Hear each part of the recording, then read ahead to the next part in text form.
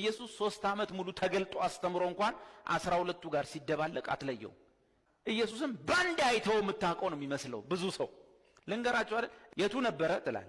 እሱን ለመለየት 30 ብር ከፍለ ነው የምትለየው ከመሐከል ላለው ለአንዱ የቱ ነው የናዝሬቱ ኢየሱስ። ይሁዳ እኮ የተሰጠው ለምንድን ነው?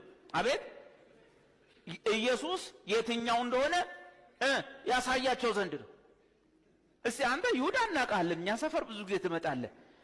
የትኛው ነው ከመሃላችሁ ይሄ ትላንት ሰብኮ ሄደው 3 ዓመት ሙሉ እያስተማረ መጨረሻ የተያዘው 30 ብር ከፍለው ከዛ ምን አለ? እኔ እምስመው አቅፍ የምስመው እሱ ነው ኢየሱስ አላቸው። ሎክ ምንም አትለየውም። ፊልም አበላሽቶናል።